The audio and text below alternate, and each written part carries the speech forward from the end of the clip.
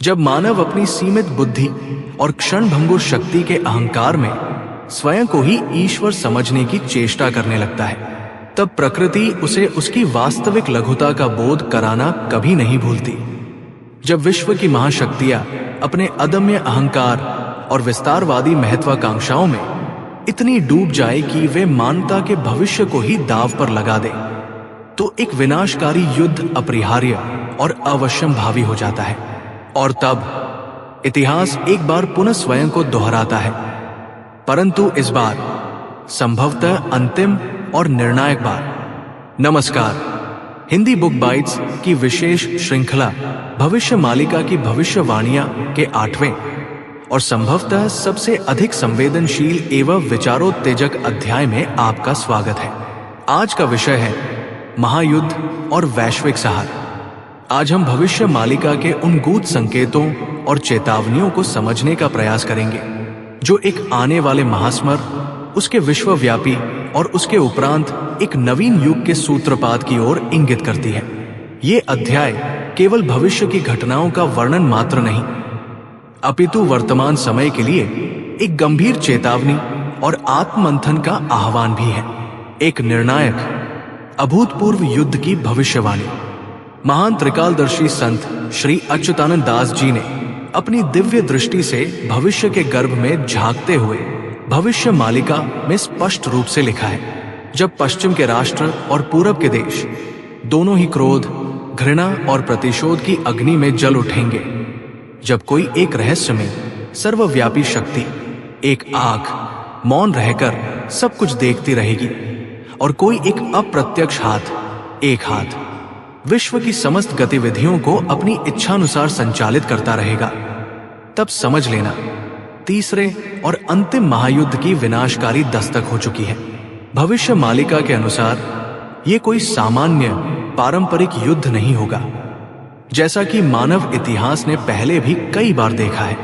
ये युद्ध अपनी प्रकृति, अपने विस्तार और अपने परिणामों में अभूतपूर्व होगा। ये युद्ध केवल सीमाओं और संसाधनों के लिए अत्याधुनिक शस्त्रों से ही नहीं, अपितु उससे भी अधिक भयंकर रूप से विभिन्न संस्कृतियों, सभ्यताओं और विचारधाराओं के मध्य भी लड़ा जाएगा।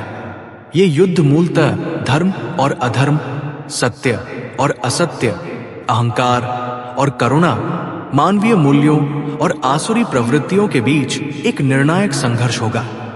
ये एक ऐसा विनाशकारी युद्ध होगा जहां तथाकथित विजेता भी अपनी विजय पर प्रसन्न होने के स्थान पर अश्रु बहाएगा और पराजित होने वाला पक्ष तो पूर्ण रूप से टूटकर बिखर ही जाएगा।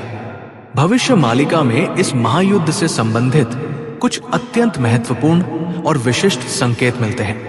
ये एक विश्वव्यापी संघर्ष होगा जिसमें पृथ्वी की 3 प्रमुख दिशाओं से आक्रमण और प्रत्याक्रमण की घटनाएं घटित होंगी। भारत, चीन, रूस, अमेरिका और प्रमुख पश्चिमी यूरोपीय देशों की भूमिका इस महायुद्ध में अत्यंत महत्वपूर्ण और निर्णायक होगी। इनके आपसी संबंध, इनकी नीतियां और इनके द्वारा उठाए गए कदम युद्ध की दिशा और दशा तय करेंगे। इस युद्ध में अत्यंत विनाशकारी परमाणु एवं जैविक शस्त्रों के प्रयोग का भय संपूर्ण मानवता को ग्रसित करेगा, परंतु अंततः विजय सत्य, धर्म और न्याय की ही होगी। ये महायुद्ध केवल विभिन्न राष्ट्रों और उनकी सेनाओं के बीच का टकराव मात्र नहीं होगा, अपितु ये एक संपूर्ण युग की, एक पुरानी और जर्जर हो चुकी विश्व व्यवस्था की दर्दनाक विदाई और एक सर्वथा नवीन, न्यायपूर्ण और आध्यात्मिक रूप से जागृत युग की संघर्षपूर्ण शुरुआत का युद्ध होगा। वैश्विक स्तर पर अभूतपूर्व परिवर्तन और उथल पुथल। भविष्य मालिका स्पष्ट रूप से कहती है कि इस महायुद्ध के परिणाम स्वरूप संपूर्ण विश्व में अभूतपूर्व और दूरगामी परिवर्तन घटित होंगे। ग्रंथ के अनुसार उस विनाशकारी काल में संपूर्ण पृथ्वी भय और आतंक से कांप उठेगी। सागर अपनी सीमाओं को लांघकर प्रलयंकारी रूप धारण कर लेंगे। आकाश भी मानो अश्रु वर्षा करेगा। अम्लीय वर्षा या अन्य वायुमंडलीय विक्षोभ और असहाय मनुष्य अपने ही द्वारा निर्मित विनाश और विध्वंस से बचने के लिए त्राही त्राही करते हुए इधर उधर भागेगा। इस महायुद्ध के परिणाम स्वरूप जो प्रमुख वैश्विक परिवर्तन दृष्टिगोचर होंगे वे कुछ इस प्रकार है। विभिन्न देशों की वर्तमान भौगोलिक सीमाएं बदल जाएंगी। कुछ राष्ट्र विखंडित होंगे तो कुछ नए राष्ट्रों का उदय भी संभव है। वर्तमान समय की अनेक राजनीतिक और आर्थिक महाशक्तियां जो अपने अहंकार और अन्यायपूर्ण नीतियों के बल पर विश्व पर आधिपत्य जमाए हुए हैं, वे अपने कर्मों के परिणाम स्वरूप पतनोन्मुख होंगी और उनका प्रभाव क्षीण हो जाएगा। पुरानी शोषणकारी और भौतिकवादी व्यवस्थाओं के स्थान पर नवीन, न्यायपूर्ण और मानवीय मूल्य आधारित सामाजिक एवं राजनीतिक व्यवस्थाएं स्थापित होंगी। भविष्य मालिका में संकेतित कुछ प्रमुख विशिष्ट बदलाव इस प्रकार है। अमेरिका और अन्य प्रमुख पश्चिमी देशों की वर्तमान वैश्विक दादागिरी और आर्थिक शक्ति अत्यंत कमजोर हो जाएगी। भारतवर्ष इस विनाश लीला के मध्य भी अपनी आध्यात्मिक शक्ति और संतुलित नीति के कारण एक मार्गदर्शक राष्ट्र और विश्व शांति के अग्रदूत के रूप में उभरेगा। चीन की वर्तमान विस्तारवादी और आक्रामक नीतियां सीमित होंगी और उसे अपने कर्मों का प्रतिफल भोगना पड़ेगा। संपूर्ण विश्व में धर्म, विज्ञान, समाज और व्यक्तिगत जीवन के प्रति एक नवीन, सकारात्मक और आध्यात्मिक चेतना का जागरण होगा। लोग भौतिकता की अंधी दौड़ से निकलकर जीवन के वास्तविक उद्देश्य को समझने का प्रयास करेंगे। ये समझना अत्यंत महत्वपूर्ण है कि ये परिवर्तन किसी बाहरी शक्ति द्वारा बलपूर्वक नहीं थोपे जाएंगे, बल्कि इस महायुद्ध की भीषण वेदना, विनाश और आत्ममंथन के पश्चात मानवता के हृदय के भीतर से स्वतः ही उपजेंगे। राष्ट्रों का पुनर्निर्माण और नवीन विश्व व्यवस्था का उदय। संत अच्युतानंद दास जी भविष्य मालिका में लिखते हैं, जो इस महाविनाश में गिरेगा वही एक नए रूप में पुनः उठेगा भी, परंतु ये पुनरुत्थान केवल तभी संभव होगा जब वो राष्ट्र या समाज अपने अतीत के झूठ, पाखंड, अहंकार और अधार्मिक आचरण को पूर्ण रूप से त्याग कर सत्य, न्याय और धर्म के शाश्वत मार्ग को दृढ़ता से अपनाएगा। तो प्रश्न उठता है कि इस महायुद्ध के पश्चात विश्व का पुनर्निर्माण किस प्रकार होगा? भविष्य मालिका के अनुसार राजनीति बदलेगी, आम जनता अज्ञान और निष्क्रियता की निद्रा से जागेगी और भ्रष्ट, स्वार्थी नेताओं को नकार देगी। शासन व्यवस्था अधिक पारदर्शी, जवाबदेह और लोक कल्याणकारी बनेगी। शिक्षा बदलेगी। वर्तमान शिक्षा प्रणाली जो केवल भौतिक ज्ञान और आर्थिक सफलता पर केंद्रित है, उसमें आमूलचूल परिवर्तन होगा।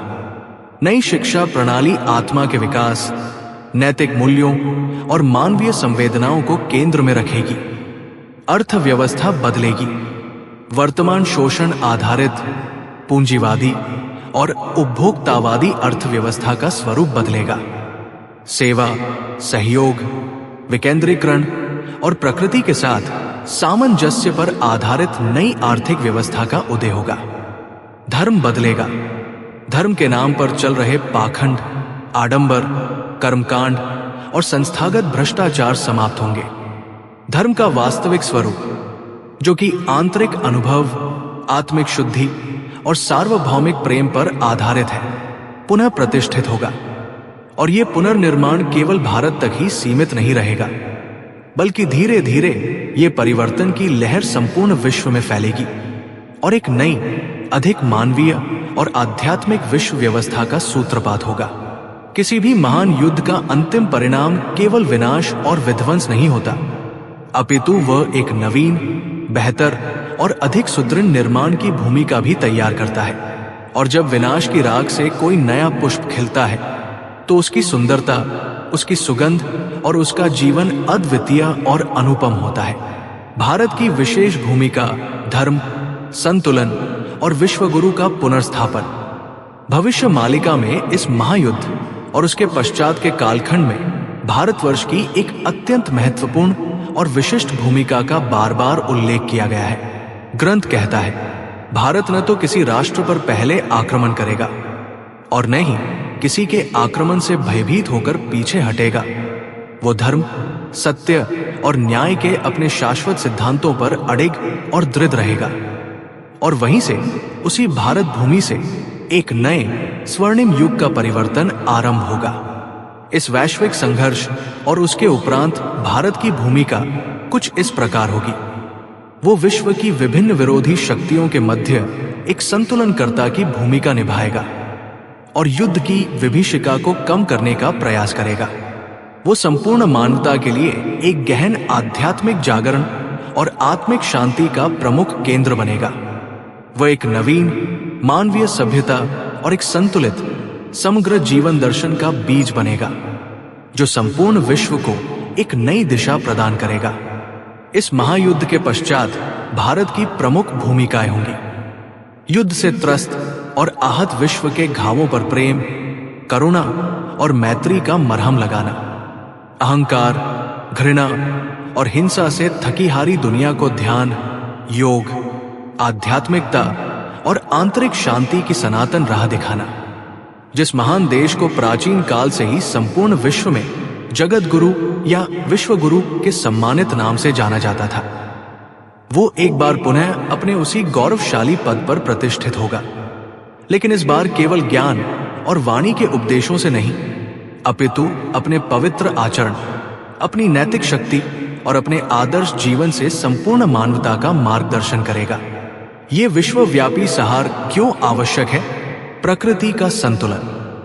ये एक ऐसा प्रश्न है जो अनेक शांति प्रिय और संवेदनशील लोगों के मन को व्यथित और परेशान करता है कि क्या इतना बड़ा विनाश, इतना बड़ा सहार वास्तव में आवश्यक है?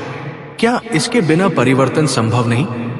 भविष्य मालिका और अन्य आध्यात्मिक ग्रंथ इस संदर्भ में कहते हैं, जब समाज में सत्य और न्याय की निरंतर उपेक्षा होने लगती है, जब धर्म और नैतिकता का पतन अपनी चरम सीमा पर पहुंच जाता है, जब निर्बलों पर अत्याचार होता है और करुणा एवं दया जैसी मानवीय संवेदनाएं उपहास का विषय बन जाती है, तब सृष्टि की संचालक महाशक्ति, जिसे हम प्रकृति या परमेश्वर कहते हैं, स्वयं हस्तक्षेप करती है, क्योंकि सृष्टि का संतुलन बनाए रखना उसका परम धर्म है। ये महायुद्ध वास्तव में प्रकृति की एक अत्यंत संवेदनशील और शक्तिशाली प्रतिक्रिया है, जो मानव द्वारा उत्पन्न किए गए एक गहरे असंतुलन को समाप्त कर पुनः एक नया, स्थायी और सकारात्मक संतुलन स्थापित करने के लिए आती है। इसे भगवान शिव के प्रलयंकारी तांडव नृत्य के समान समझा जा सकता है, जो ऊपरी तौर पर विनाशकारी प्रतीत होता है, परंतु उसका वास्तविक उद्देश्य पुरातन, जर्जर और नकारात्मक शक्तियों का सहार कर एक नवीन, शुद्ध और सकारात्मक सृजन की भूमिका तैयार करना होता है। कभी कभी किसी पुरानी, सड़ीगली और जीर्ण शीर्ण संरचना का पूर्ण रूप से टूटना और ध्वस्त होना अत्यंत आवश्यक हो जाता है, ताकि उसी स्थान पर सही और मजबूत नींव के ऊपर किसी सर्वथा नवीन, कल्याणकारी और चिरस्थायी संरचना का निर्माण किया जा सके। इस आसन्न संकट के समय हमें क्या करना चाहिए? हमारा कर्तव्य, जब किसी विश्व युद्ध या महाविनाश की भविष्यवाणी हमारे सामने आती है, तो स्वाभाविक रूप से मन में भय, चिंता और अनिश्चितता का भाव उत्पन्न होता है।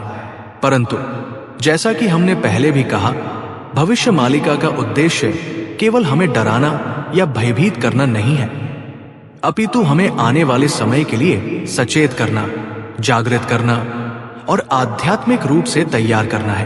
तो इस आसन्न संकट और परिवर्तन के काल में हमारे प्रमुख कर्तव्य क्या होने चाहिए? अपने भीतर अभूतपूर्व शांति, धैर्य और स्थिरता बनाए रखें। बाहरी परिस्थितियों की उथल पुथल से अपने मन को प्रभावित न होने दें। दूसरों को भी भयभीत करने के स्थान पर उन्हें विश्वास और सकारात्मकता प्रदान करें। निराशा और नकारात्मकता के अंधकार में आशा का दीपक जलाएं। सत्कर्म, निस्वार्थ सेवा, नियमित साधना, ध्यान, योग, प्रार्थना और स्वाध्याय को अपने दैनिक जीवन का अभिन्न अंग बनाएं। ये हमारी आंतरिक शक्ति और सुरक्षा कवच का निर्माण करेंगे। धर्म, सत्य, न्याय और मानवीय मूल्यों के साथ पूरी दृढ़ता से खड़े रहें, चाहे परिस्थितियां कितनी भी विपरीत और चुनौतीपूर्ण क्यों न हो। यही हमारी सबसे बड़ी परीक्षा होगी। उद्घोषक, अत्यंत प्रेरणादायक और ऊर्जस्वी स्वर में।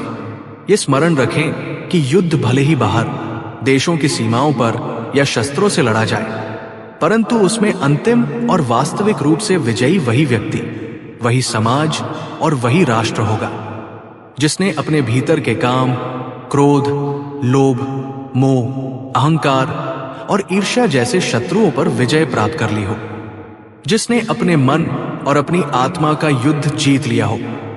निष्कर्ष, प्रत्येक विनाश के गर्भ में नव निर्माण का बीज छिपा होता है। प्रिय श्रोताओं, भविष्य मालिका में वर्णित ये महायुद्ध और वैश्विक सहार केवल इतिहास के किसी कालखंड की घटना या भविष्य की कोई कपोल कल्पित कहानी मात्र नहीं है। ये भविष्य के गहन गर्भ से निकली हुई एक स्पष्ट और गंभीर चेतावनी है, जो वर्तमान समय के लिए अत्यंत प्रासंगिक है। और ये चेतावनी हमें केवल डराने या हतोत्साहित करने के लिए नहीं, बल्कि हमें आने वाले महान परिवर्तनों के लिए सक्रिय रूप से तैयार करने के लिए है। जब वो परिवर्तन का समय आएगा, जब वो अग्नि परीक्षा की घड़ी उपस्थित होगी, जब चारों ओर विनाश और विध्वंस की आग लगेगी, तो हमें उस आग में जलकर भस्म नहीं होना है, बल्कि स्वयं एक प्रकाश स्तंभ बनकर दूसरों को राहत दिखानी है। जब लोग भय, निराशा और वेदना से टूट रहे होंगे, तो हमें उनके बिखरे हुए मनोबल को जोड़ने वाले, उन्हें सांत्वना और सहारा देने वाले बनना है। और जब ये दुनिया अपनी भौतिकवादी दौर, अपनी शक्ति प्रदर्शन की लालसा और अपने आंतरिक खोखलेपन से पूरी तरह थक जाएगी, तो हमें उसे भारत की सनातन आध्यात्मिक संपदा, ध्यान, योग और सच्चे धर्म की शांतिपूर्ण और संतोषप्रद राह दिखानी है। यही है इस संक्रमण काल में एक जागरूक, संवेदनशील और उत्तरदायी आत्मा का परम कर्तव्य और सर्वोच्च धर्म। ये सदैव स्मरण रखें कि कोई भी महायुद्ध या महाविनाश केवल राष्ट्रों की सीमाओं या राजनीतिक समीकरणों को ही नहीं बदलता, वो प्रत्येक व्यक्ति की आत्मा को भी झकझोरता है, उसे परिष्कृत करता है और एक नवीन, उन्नत आध्यात्मिक चेतना के साथ उसे पुनः जन्म देता है। यदि हिंदी बुक बाइट्स के इस विशेष प्रस्तुतिकरण में साझा किए गए इन गंभीर और चिंतनशील विचारों ने आपके अंतर्मन को कहीं भी स्पर्श किया हो, आपको आत्ममंथन के लिए प्रेरित किया हो, तो कृपया इस वीडियो को लाइक करें, हमारे चैनल हिंदी बुक बाइट्स को सब्सक्राइब करें, ताकि हम भविष्य में भी ऐसे ही महत्वपूर्ण और ज्ञानवर्धक विषय आपके समक्ष लाते रहें। और हाँ, हमारी अगली कड़ी की सूचना सबसे पहले प्राप्त करने के लिए बेल आइकन को दबाना न भूलें। हमारा अगला और इस श्रृंखला का संभवतः सबसे अधिक प्रतीक्षित भाग होगा भाग 9, सत्ययुग की स्थापना और स्वर्णिम भविष्य की विस्तृत रूपरेखा। एक नवीन दिव्य युग की शुरुआत, आशा, शांति, समृद्धि और धर्म का एक ऐसा युग जिसकी कल्पना सदियों से की जाती रही है। आपके बहुमूल्य समय, धैर्य और एकाग्रता के लिए हृदय की गहराइयों से धन्यवाद। जय सत्य, जय धर्म।